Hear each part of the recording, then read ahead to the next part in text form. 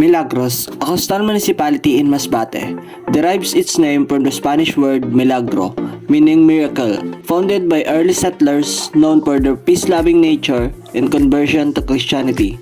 Milagros thrived as a trade hub due to its strategic location for transporting goods.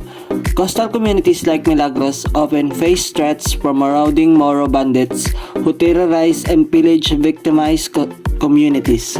The locals, true believers in Christianity, sought the protection of their patron saint, Saint Joseph, against these heartless invaders. When a flotilla of armed ventas arrived, poised for an attack, the community prayed for divine intervention. Miraculously, armed defenders, appearing like a formidable force, lined up at the shore each time an attack was imminent, dissuading the bandits and thwarting their plans. Word of this miraculous intervention spread among bandit groups, deterring from the raiding Milagros. The community earned its name Milagros due to the countless miracles that spared them from the threats posed by the invaders. Word of this miraculous intervention spread among bandit groups, deterring them from raiding Milagros.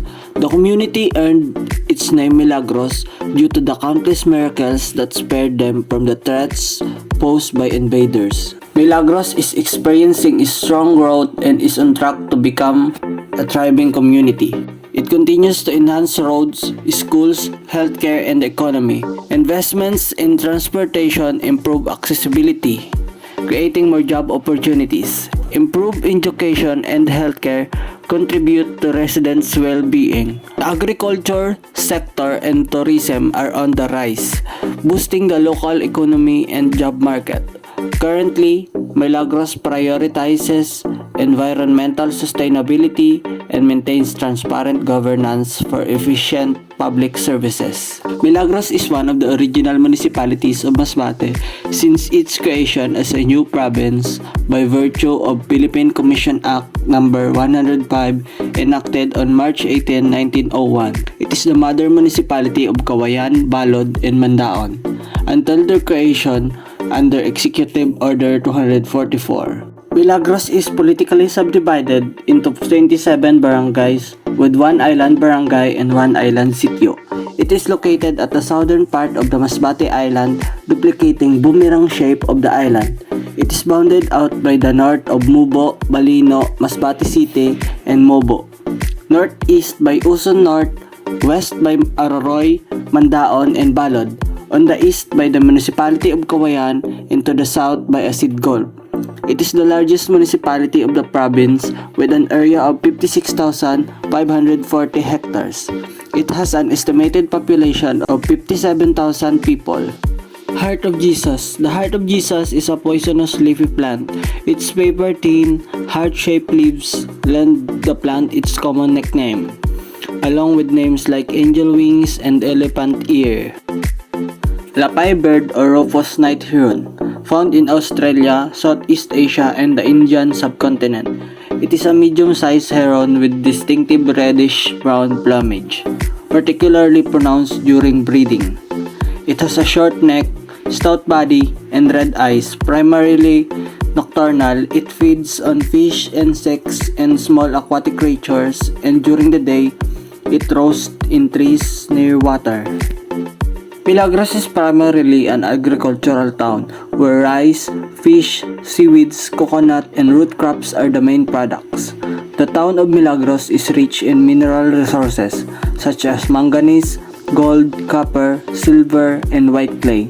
The town is an exporter of manganese to Japan.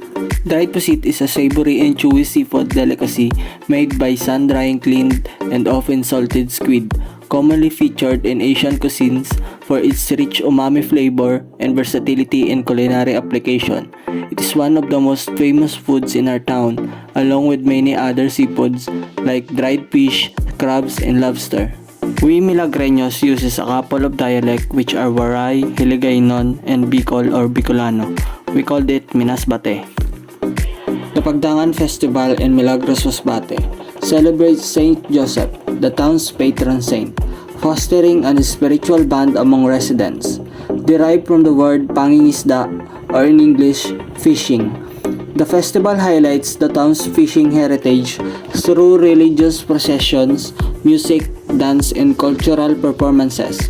Beyond cultural pride, it emphasizes the economic significance of fishing, uniting the community in a meaningful celebration of culture, economy, and spirituality. Milagros stands out for its vibrant town fiesta, a cherished tradition celebrating patron Saint Joseph. This event unites the community through religious processions, dances, and grand feasts, showcasing the town's strong sense of unity. The town's unique road network, featuring coastal roads and sea views, attracts road trip enthusiasts and nature lovers. Well-maintained parks, modern amenities, and historical sites like the Milagrosa Cave and the Spanish-era churches add to the cultural richness. Milagros also boasts natural beauty, with pristine beaches, marine sanctuaries, and diverse marine life, making it a sought-after destination for beachgoers and water sport enthusiasts.